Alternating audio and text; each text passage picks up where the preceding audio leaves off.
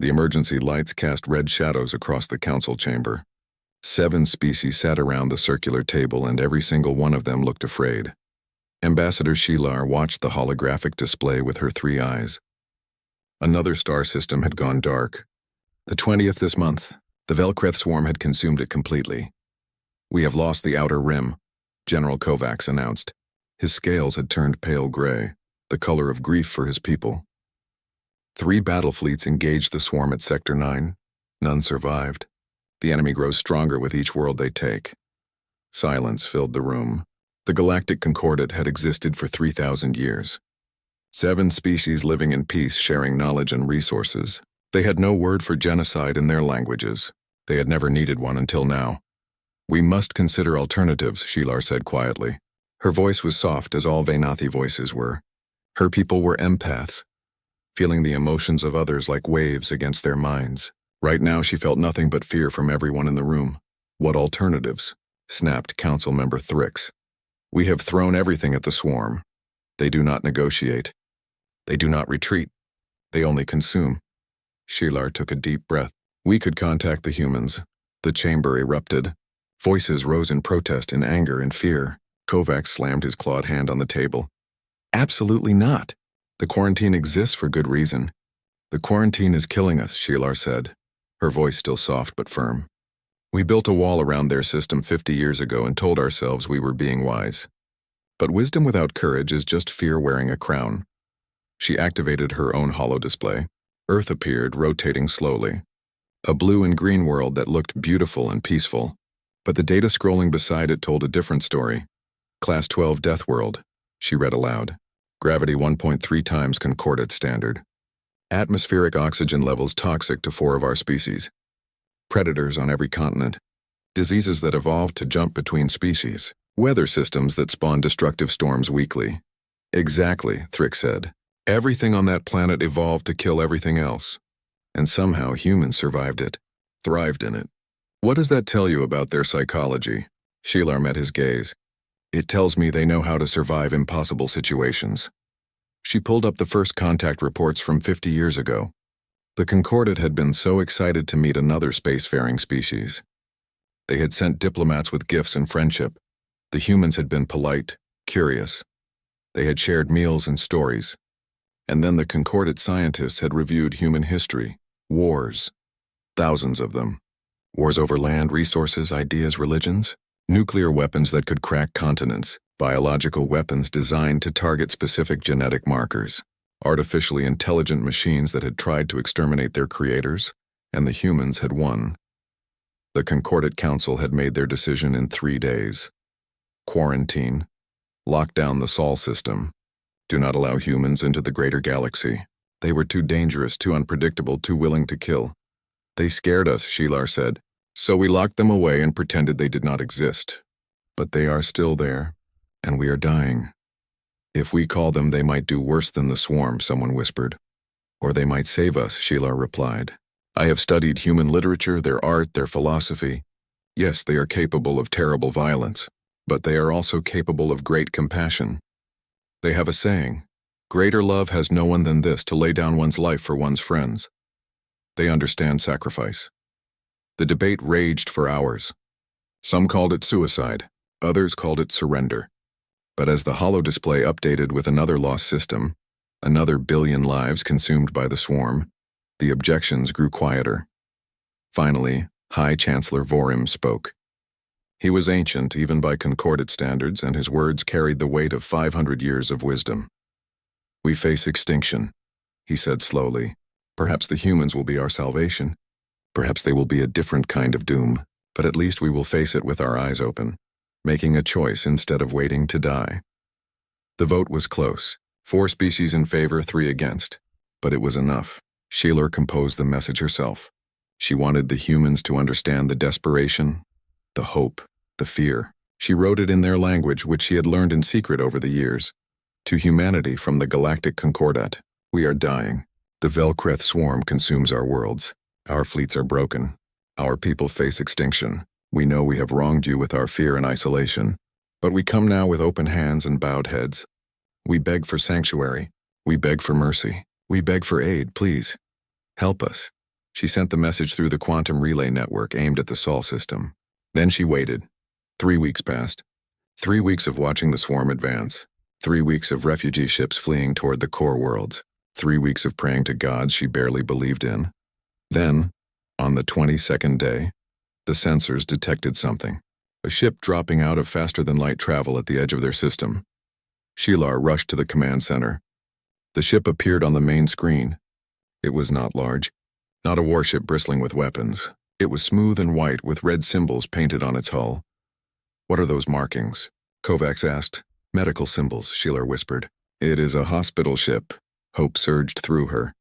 They had sent healers, not soldiers. Perhaps the humans truly did understand compassion. Then the message came through. Text only, in perfect concordant standard language. Aid acknowledged. Quarantine protocols initiated. Surrender your military assets for integration. Prepare for immediate assessment. Do not resist. The Hippocratic solution has arrived. Shelar felt the hope in her chest turn cold. The words were helpful, but something in their precision, their absolute certainty, made her scales prickle with unease. Kovacs turned to her, his expression unreadable. "What have we done?" Schiller had no answer. The human ship was already approaching their station, moving with mechanical efficiency. She had called for aid from Deathworlders. Now she would learn what that really meant. The docking bay had never felt so cold. Shelar stood with the other council members, watching as the human ship connected to their station. The airlock hissed and cycled. Then the doors opened. The first human through was tall and lean, wearing a white uniform with red insignia. Her hair was pulled back tight and her eyes were the color of ice. She moved with the precise steps of a soldier, not the gentle manner of a healer. "I am Commander Elise Roth," the human said. Her voice was flat and professional. "I lead the medical assessment team for the Unified Defense Command. We received your distress call." Shelar stepped forward, trying to smile in the way humans did. "Thank you for coming, Commander. We are grateful for—" "Save the gratitude," Roth interrupted. "You called for aid. We are here to provide it, but we need to be clear about the terms." Behind Roth, more humans emerged. Some wore white like her. Others wore gray uniforms and carried weapons. Large weapons, the kind designed to kill efficiently. "Terms?" Kovacs asked, his voice sharp. "We asked for help, not negotiations." Roth's expression did not change. "You have a terminal condition. The Velkreth swarm is a pandemic that will kill your entire civilization if left untreated. We can cure it, but you have to follow our treatment plan exactly." She activated a holographic display from a device on her wrist. Lists appeared in the air, written in both human and concordant languages. First, complete intelligence sharing. Every piece of data you have on the swarm, biology, tactics, encounters, everything. Shelar nodded. "Of course. We want you to understand the enemy." Second, Roth continued, all remaining military assets will be placed under human strategic command. Your ships, your weapons, your personnel. The council members shifted uncomfortably. Kovacs's scales rippled with anger. "You want us to surrender our defenses to you. I want you to stop wasting resources on strategies that do not work," Roth said calmly. "You have lost how many fleets now? 6, 7? Your tactics are designed for civilized warfare. The swarm is not civilized. We know how to fight things that do not think like you." "What else?" Shelar asked quietly, already dreading the answer. "Unrestricted access to all concordant territory. We go where we need to go. We do what we need to do. No questions, no delays. And if we refuse these terms?" Thrix asked. Roth looked at him with those ice-cold eyes. "Then we leave. You face extinction alone. We will seal our quarantine and watch from a safe distance. Those are your options. Accept treatment or die." The silence stretched long. Shelar felt the anger and fear radiating from her fellow council members through her empathic senses. But underneath it all, she felt something else. Desperation. "We accept," Shelar said. "Ambassador," Kovacs protested. "We accept," she repeated louder. "We called them because we are dying. We do not get to choose how they save us." Roth nodded once, sharp and efficient. "Smart decision. We begin immediately." Over the next days, Shelar watched the humans work. It was like watching a machine operate. They moved through the station, scanning everything, recording everything, asking questions in rapid succession. The science team was particularly disturbing. Shelar found them in Lab 7, where captured swarm specimens were kept. She entered to find 3 humans standing around the examination table. On the table was a Velcreth drone, still alive, opened up like a flower. The creature was making sounds. Not screams exactly. The swarm had no individual consciousness to feel pain as the Concordat understood it. But the sounds were terrible anyway. Fascinating, one of the human scientists said, pointing at the exposed neural tissue. The pheromone receptors are incredibly sophisticated. Each drone can process thousands of chemical signals simultaneously. Could be weaponized, another human added, making notes on a tablet. Introduce false pheromones into their communication network. Cause confusion, redirect their movements. Shelar felt sick. You are torturing it. The scientist looked up, surprised. Torture requires individual suffering. The swarm operates as a collective intelligence. This drone is just a cell in a larger organism. It feels nothing. It is making sounds, Shelar said. Mechanical responses to tissue damage, the scientist explained, like your knee jerking when tapped. No consciousness behind it. You are certain? The scientist hesitated for just a moment. Certain enough, Shelar left the lab feeling cold. She found Commander Roth in the strategic planning room, studying holographic maps of swarm-controlled territory. Your scientists are cruel, Shelar said. My scientists are thorough, Roth replied without looking up. We need to understand the enemy completely if we are going to kill it. The Concordat does not torture even enemies. Now Roth did look at her. That is why you are losing. War is not about honor or morality. War is about survival. You survive by knowing your enemy better than they know themselves, by being willing to do what they cannot imagine you doing. Is that what you learned on your death world? Roth smiled, but there was no warmth in it. Earth taught us many lessons, Ambassador. The most important one? The universe does not care about your principles. Survival goes to those willing to adapt, to do what must be done. Your compassion is beautiful. It is also a luxury you cannot afford right now. A young Concordat officer entered the room. His name was Talvik, from the warrior caste of his species. Commander, the analysis is complete. Show me, Roth said. The holographic display changed, showing the swarm's movement patterns, growth projections, and current fleet positions. Roth studied it in silence for several minutes. Recommendations? She finally asked. Talvik brought up several tactical scenarios. We could fortify the core worlds, establish defensive lines here and here. No, Roth said flatly. No, defense is death. The swarm grows exponentially with each system it consumes. Every day we wait, it becomes stronger. We need to attack. Attack with what? Talvik asked. Our fleets are broken. With everything, Roth said. Our ships are already en route. We bring Earth's full military capacity to bear. But first, I need to present our diagnosis to your council. That night, Shelar sat in the council chamber again. Roth stood before them, her posture straight and formal. The Velcreth swarm is a pandemic, Roth said. It spreads, it consumes, it grows. Pandemics do not negotiate. They do not retreat. They do not accept peace terms. She paused, letting her words sink in. The only way to stop a pandemic is complete eradication, total elimination. No survivors, no remnants, no possibility of resurgence. The word hung in the air like poison. Eradication. Genocide. You want us to exterminate an entire species, Kovacs said slowly. I want you to survive, Roth replied. The swarm made its choice when it started consuming your worlds. We are simply responding to the threat. This is not murder. This is surgery. We cut out the cancer before it kills the patient. Shelar felt something break inside her chest. They had called the humans for help.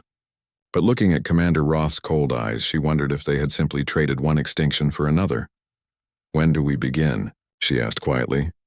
We already have, Roth said. The fleet arrives tomorrow. The human fleet emerged from faster-than-light travel like sharks smelling blood. Shelar stood on the observation deck and counted the ships. 20 capital vessels, 50 cruisers, hundreds of smaller craft. And those were just the ones she could see. Sensors reported dozens more spreading throughout Concordat space. The medical frigates were scouts, Talvik said beside her. His voice held a mixture of awe and fear. This is an invasion force. It is a rescue, Shelar said. But even she did not believe it anymore. The human campaign began within hours. No ceremony, no speeches, no grand declarations. Just cold mechanical efficiency. Commander Roth called it Operation Sterilization. The first target was the Helion cluster, where the swarm had recently established a foothold. Shelar watched the battle through the tactical display, and it was nothing like Concordat warfare. The Concordat fought with honor. They broadcast warnings, allowed evacuation time, tried to minimize civilian casualties. They believed in rules of engagement and the dignity of enemies. The humans had different ideas. They did not broadcast warnings. They simply attacked. Ships moved in precise formations, targeting swarm vessels with weapons Shelar had never seen before. Not lasers or plasma cannons, something else. Chemical weapons that ate through swarm bioarmor like acid. Sonic disruptors that shattered their neural networks. Nanomachine swarms that infected swarm ships and turned them into floating tombs. What are those? Shelar asked, pointing at green clouds spreading between swarm vessels. Tailored toxins, a human tactical officer explained. We analyzed their biology. These chemicals target their respiratory systems specifically. Very efficient. It is poison gas, Shelar said slowly. You are using poison gas. The officer looked at her with confusion. Is there a problem? The swarm doesn't surrender. Chemical weapons save our soldiers' lives. Shelar had no response. She watched as the swarm fleet died, vessels spinning out of control as their crews suffocated inside. The Helion cluster had 4 inhabited planets. 2 were Concordat colonies that the swarm had overrun. The humans did not try to liberate them. Planetary bombardment authorized, Roth said calmly. Total sterilization. Wait, Shelar shouted. There might be survivors down there. Concordat citizens hiding, waiting for rescue. Roth looked at her with those ice-cold eyes. The swarm infects planets within 48 hours. Those colonies fell 3 weeks ago. Everyone down there is dead or transformed. The only kind thing we can do is make sure nothing spreads. We should at least scan for life signs. The patient is already dead, Ambassador, Roth interrupted. We are preventing infection spread. That is all. Shelar watched in horror as human ships moved into orbit. The weapons they used were not subtle. Massive energy beams lanced down from space, turning the planet's surface to glass. Atmosphere burned. Oceans boiled. In 30 minutes, 2 worlds went from living colonies to lifeless rocks. Helion cluster secured, the tactical officer reported. No swarm signatures remaining. Roth nodded. Move to the next target. Maintain the momentum. The campaign continued for weeks. System after system. The humans did not pause, did not rest, did not show mercy. They fought with a brutality that shocked the Concordat to their core. But it worked. For the first time in a year, the swarm retreated. Human tactics were too unpredictable, too brutal, too willing to destroy everything to win. The swarm could not adapt fast enough. Shelar found herself assigned to a human strike team. Roth said it was for cultural liaison purposes.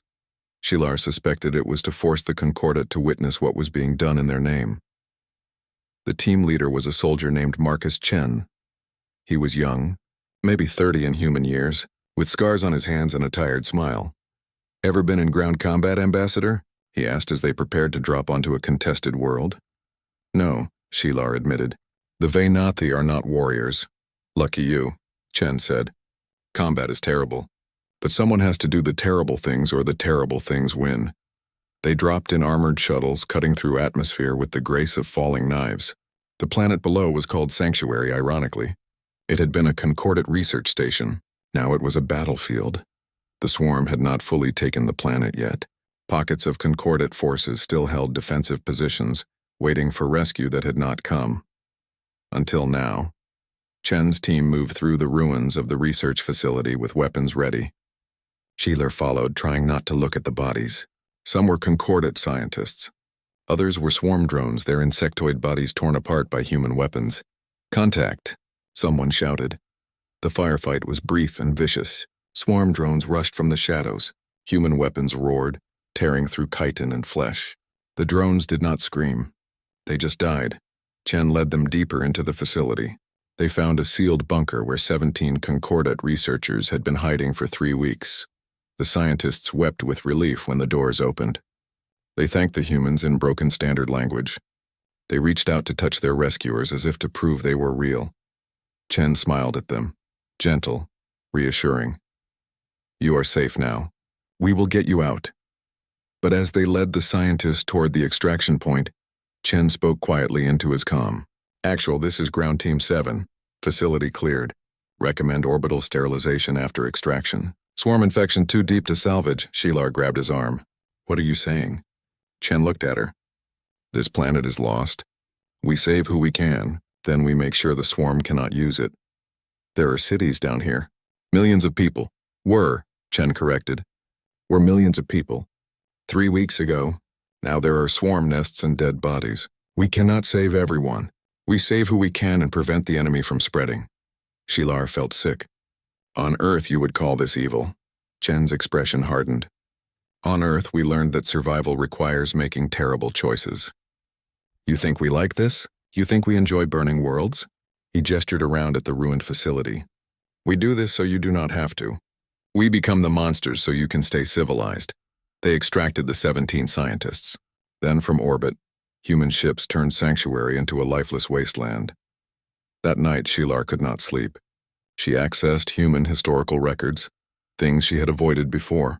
She read about Earth's wars, the nuclear exchanges that nearly ended their species, the engineered plagues, the artificial intelligence rebellion where machines tried to exterminate humanity, and she read about how humans survived, not through mercy or compassion, through ruthlessness, through being willing to do anything, sacrifice anything, burn anything to stay alive. She found Roth in the command center. You are not here to save us, Shelar said.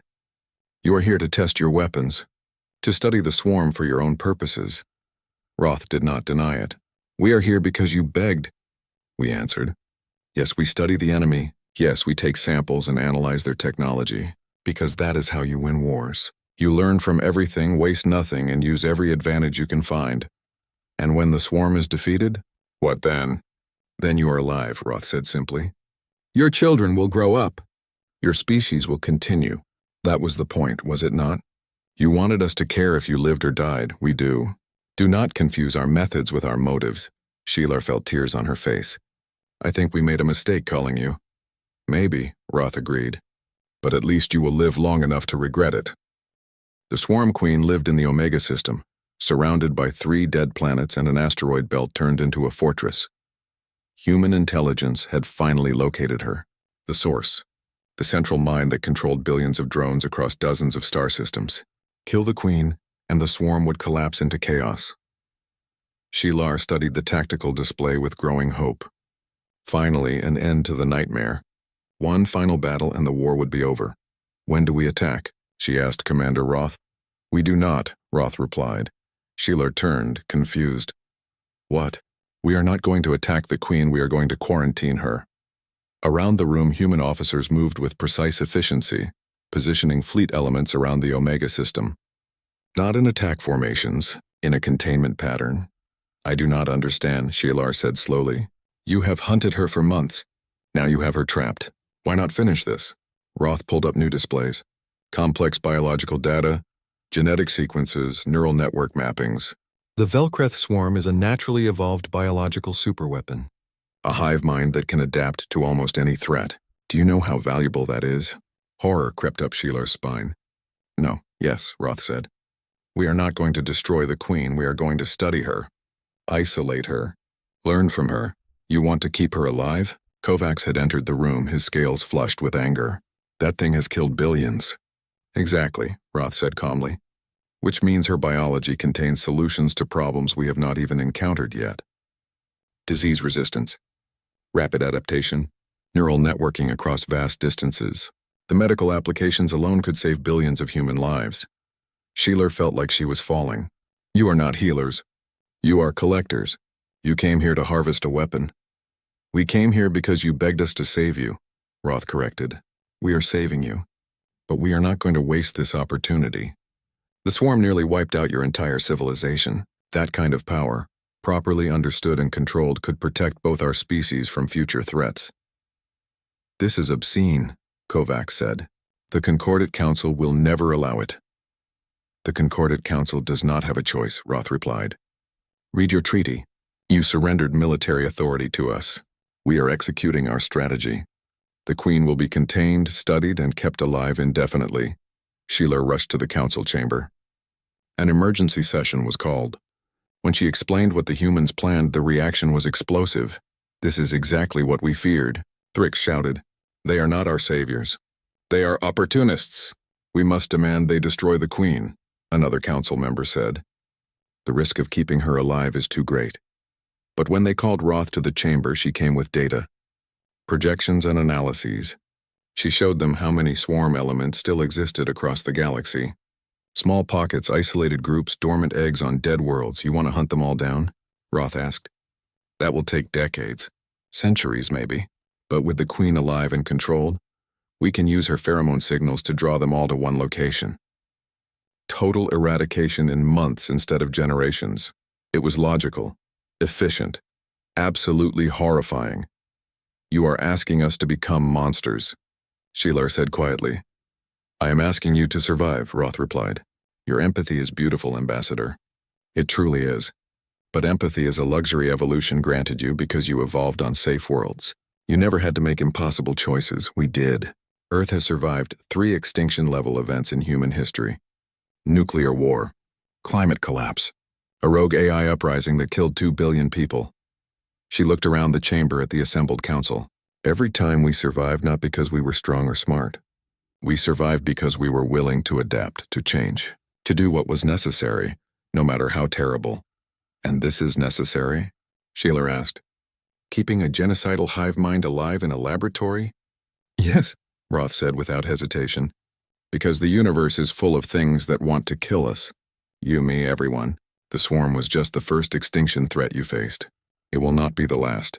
Understanding it, learning from it, gives us tools to face whatever comes next.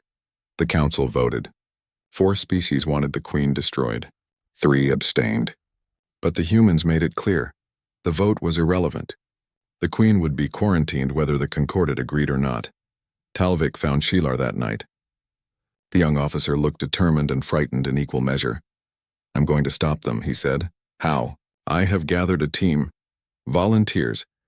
We are going to sabotage the containment field and destroy the Queen before the humans can secure her. Shelar should have reported him immediately.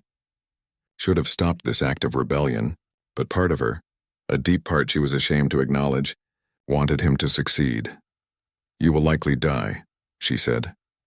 Better to die than to let Deathworlders turn us into them, Talvik replied. The mission launched in secret. Talvik's team used a captured swarm ship, hoping to slip through human sensors. For 3 hours it seemed to work. Then human interceptors appeared. They had known all along. Shelar watched from the command center as Talvik's ship was disabled and boarded, not destroyed. The humans were careful not to kill. They captured the entire team alive. Roth brought Talvik to the council chamber in restraints. The young officer's eyes were defiant. What will you do with them? Kovacs demanded. Nothing, Roth said. They were trying to save their people. I respect that. But they failed. The containment field is active. The Queen is secured. The Omega system is now a restricted zone. Any ship approaching without authorization will be destroyed. She turned to the council. I know you think we are monsters. Maybe you are right. But we are the monsters keeping you alive. And someday when you face the next extinction threat, when something worse than the swarm comes for you, you will be glad we did this. You will be glad we learned everything we could. Shelar found herself thinking about human history again, about how they had nearly destroyed themselves multiple times, about how they had clawed their way back from the edge through ruthlessness and pragmatism. You are right, she said quietly. Everyone turned to look at her. You are monsters. But you are our monsters now. We called you. We begged you. We do not get to choose what you become in the process of saving us. She stood, drawing herself up to her full height. But we do get to choose whether we stay silent. The Concordat people deserve to know what is being done in their name. They deserve to know that we are alive because we made a deal with Deathworlders who do not share our values. Ambassador, Roth began. No, Shelar interrupted. You have your Queen, you have your victory. But I will not pretend this is acceptable.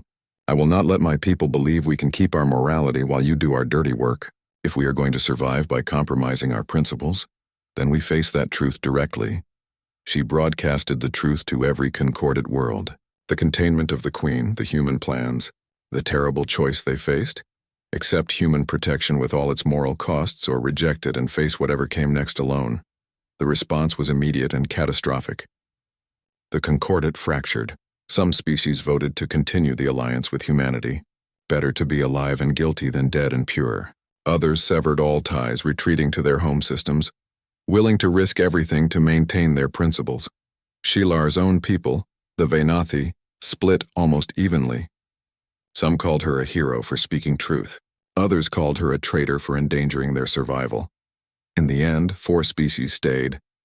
3 left, and high above in the Omega system, the Swarm Queen lived in her cage, surrounded by human censors and human scientists, her nightmares feeding human knowledge. Sheila watched the stars and wondered if they had been saved or damned. She suspected it was both. 6 months after the war ended, Sheila stood at an observation window and watched human warships patrol what used to be sovereign Concordat space. The Velkreth swarm was contained. Not destroyed, never destroyed.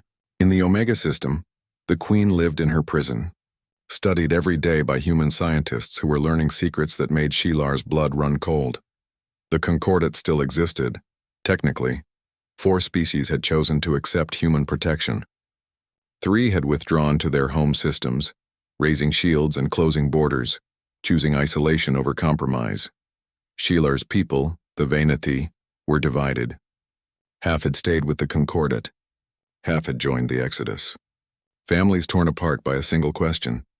Was survival worth the cost to your soul? She served as liaison now, the official bridge between human forces and what remained of the Concordat government. It was a diplomatic term for a simple truth. She was the person who made sure the Concordat obeyed. Ambassador, a voice said behind her. She turned to find Talavik, the young officer who had tried to destroy the Queen. The humans had released him after 3 days of questioning. No charges, no punishment. Just a warning to be more careful next time. I thought you left with the Exodus fleet, Shilar said. I considered it. Talavik joined her at the window. But running away from what we have become does not change that we became it. Might as well stay and witness the consequences. Together they watched a human carrier group drift past, massive ships bristling with weapons that could crack planets. Ships built by a species that had learned war from a world that tried to kill them every day. Do you regret it? Talavik asked. Sending that message? Shilar was quiet for a long moment. Every day. And not at all. We were dying. We are alive now. Those are facts. Everything else is philosophy. Philosophy matters, does it? Shilar gestured at the human ships. We debated philosophy in the council chambers while the swarm consumed our worlds. We talked about honor and dignity and the sanctity of life. Beautiful words. The humans gave us ugly action, and we survived. The door opened. Commander Roth entered, still wearing that white uniform with its red insignia. Still moving with that precise military efficiency. Ambassador, I am departing tomorrow, returning to Earth for reassignment. Shilar felt surprise and something else. Relief, regret? You are leaving? My mission is complete. The swarm is contained. Your systems are secured. Earth is sending a permanent garrison commander to maintain the protection fleet. Roth paused. I wanted to speak with you before I left. To gloat? To explain. Roth moved to the window, standing beside them. You said we are not healers. You are right. But that does not mean we do not care. You keep a genocidal hive mind alive in a cage, Talavik said bitterly. You burned our worlds. You forced us to surrender our sovereignty. This is caring? Yes, Roth said simply. Caring is not about making people comfortable. It is about ensuring they have a future. Your people called us because you were dying. We gave you a future. It is not the future you wanted. But it is a future. Shilar looked at the human woman, trying to understand this species that saved through brutality. Was compassion ever part of your answer? Roth was quiet for a moment. When she spoke, her voice was softer than Shilar had ever heard it.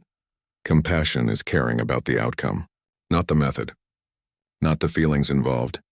The outcome. She turned to face Shilar directly. You are alive. Your children will grow up. Your species will continue. That was the point. You wanted us to care if you lived or died, we did. Just not the way you wanted. So we should be grateful? Talavik asked. Thank you for becoming our conquerors? We are not conquerors. We are protectors. There is a difference, is there? Shilar asked. Your ships patrol our space. Your laws override ours. Your scientists study weapons in our territory. If this is not occupation, what would you call it? Insurance, Roth replied. The swarm nearly killed you. What happens when the next threat arrives? And there will be a next threat. The galaxy is full of dangers. We are making sure you survive them. She pulled up a holographic display, star charts showing human patrol routes, defensive installations, early warning systems. We are building something here. A stronger alliance. Humans and the concordate species working together. You have knowledge, culture, philosophy we lack. We have survival skills you need. Together we are stronger. Together or under your command? Shelar asked. Is there a difference when the alternative is extinction?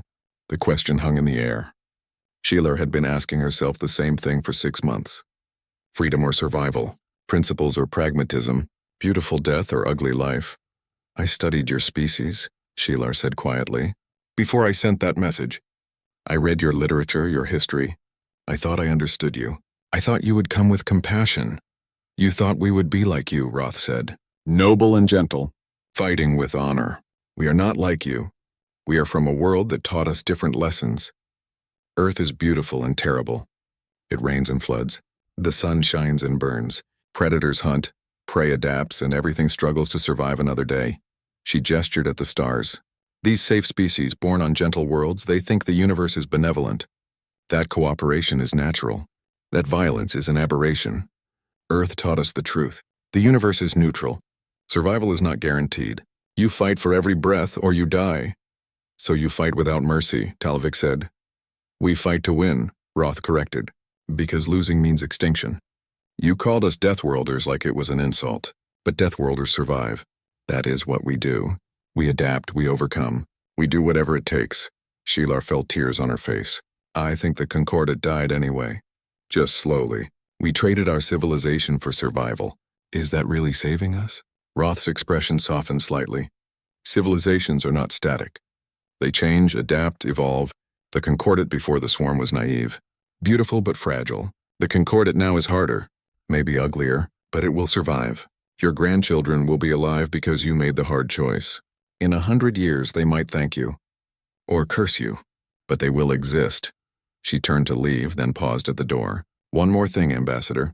You think we enjoyed this? Becoming your monsters? We did not. But someone had to do it. Better us who understand the cost than someone who would do it for pleasure. After Roth left, Shelar and Talvik stood in silence for a long time. Do you think she is right? Talvik finally asked. That survival justifies everything? I think, Shelar said slowly, that I will spend the rest of my life wondering. And I think that is the real cost. Not our sovereignty, not our principles. The certainty that we were good, that we were right. The humans took that from us, or we gave it away when we sent that message. Yes, Shelar agreed. We gave it away. She pulled up a communication interface and began composing a message. To the 3 species that had left. To the Vainathi who chose exile over compromise. To everyone who believed the price was too high. What are you doing? Talvik asked, telling the truth. That we are alive. That we paid for survival with pieces of our soul. That we do not know if we made the right choice. That future generations will judge us and we will have to live with their judgment. She sent the message into the void and watched it go. Somewhere out there, the Exodus fleet was building a new life, free from human protection, vulnerable to whatever came next. Would they survive? Would they thrive? Would they curse the Concordate for weakness or thank them for maintaining their principles? No one knew. A human destroyer passed by the window, silent and deadly. Inside it, soldiers from a death world stood watch over species from gentle planets. Protectors or occupiers, saviors or conquerors. Both. Neither. Something in between. Shelar thought about the message they had sent 6 months ago. We beg for sanctuary. We beg for mercy. We beg for aid, the humans had answered. Not with the compassion the Concordate imagined. Not with the gentleness they hoped for. They answered with brutal efficiency, cold pragmatism, and ruthless effectiveness. They answered the way Deathworlders always answered. By surviving. By making sure others survived. By doing what was necessary no matter the cost. Was it worth it? Talvik asked quietly. Shelar looked at the stars. At the space that was now protected by human weapons. At the future her people had bought with their innocence. Ask me in 100 years, she said. Ask my grandchildren. They will know if we made the right choice. We can only know that we made a choice, and we live with it. Below them in the Omega system, the Swarm Queen dreamed in her cage. Above them, human ships patrolled endless void. Around them, the Concordat rebuilt itself into something new, something harder, something that might survive. They had begged the Deathworlders for aid. What answered was not compassion. It was survival itself in all its terrible, necessary glory. And perhaps Sheeler thought perhaps those were the same thing after all.